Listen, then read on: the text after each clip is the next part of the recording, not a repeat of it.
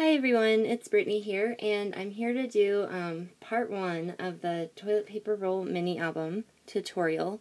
This is just my own tutorial. I assume everyone probably does it very similar.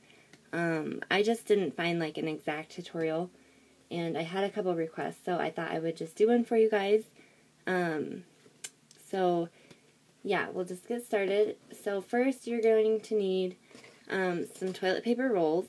Or if you want to cut down some paper towel rolls, just cut them to the same length, and that's all. And for mine, I use 4 just because I think that that's enough for one of these.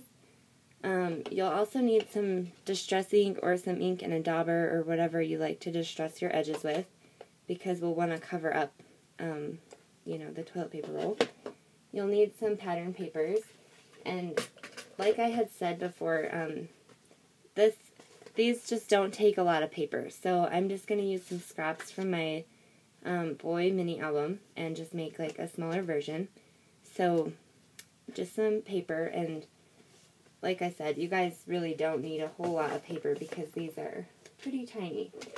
And then you're going to need some chipboard, and this is just like a leftover piece I had from one of my mini albums, but it's too small for another mini album, so it's perfect for these. And then you'll need some adhesive, and I'll use my ATG gun. And then to put on the binding and stuff, I do use this tape, and it's scrappy tape, or you could use score tape, whatever you have. This is what it looks like. But something strong just to hold it all together, because you don't want the binding flopping off. And so I think that's it. You'll also need a bone folder, and then, your like paper trimmer or whatever you're going to cut your paper with. I don't know where my bone folder's at, but what I do first is I take the toilet paper roll and I just smush it with my hand. And that'll just kind of give a couple lines. And then I would take my bone folder, but I don't know where it's at, so I'm just going to use my marker. And then you're just going to really give that a good crease. Because you want these to lay flat since they are going to be your pages. And then what I do, because this won't make it flat, and I've tried running it through my Big Kick, but they still don't, they're still not 100% flat. And you could leave them, if you have time, you could leave them under like a box of books or whatever. But I find the easiest and the fastest way to get them to totally flatten is I just take whatever I have, and then, I just take rubber bands, and I put one on one side, and then I flick the other one, but I would put it on this side, and that'll just hold them nice and snug, and it'll keep them flat. So while I work on one, I just take the one that I'm working on out so that the rest can flatten. So I'm just going to take this one out, and all paper towel rolls and toilet paper rolls are going to probably measure differently. For this, these are toilet paper rolls, and mine are all the same, so you might just measure, though, and make sure yours are all the same. And then what I do is I just measure this, and then I cut my paper about 1/8 of an inch smaller. So you can see that there. And before we put that on, though, we're going to take our distress ink, or whatever ink you're using, and just ink up these edges. And it's not going to show a whole lot, because if you only leave 1/8 of an edge, you could do more. Just make sure you ink down far enough. But just go around all of the edges real good with your ink, just to cover up that, raw edge.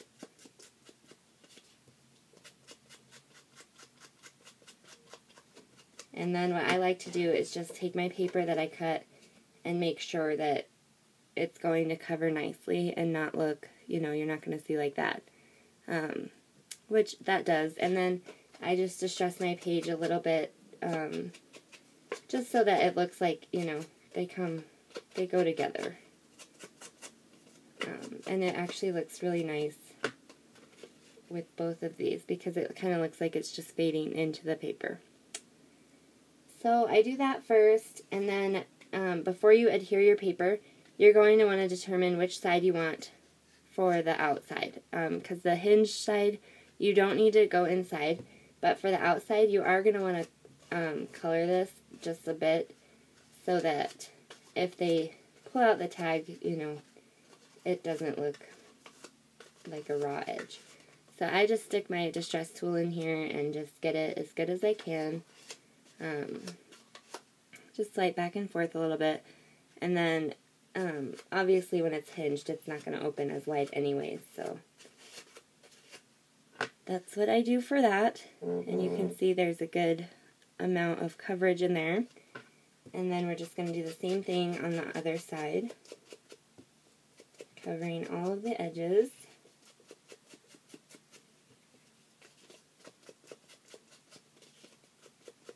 And these mini books are so great for like birthday parties and stuff like that, where, you know, you may not have taken a lot of pictures, but you still want to have something dedicated to that. They're just great. Or little gifts. They're just great for that. And then the only thing is to make sure that you are putting your paper on, which this one doesn't have a pattern, but you want to make sure you put it on accordingly so that the inked side is on the outside, because you don't want to see that. That just doesn't look as finished. So then I just take my paper and I'm just going to put tape on here.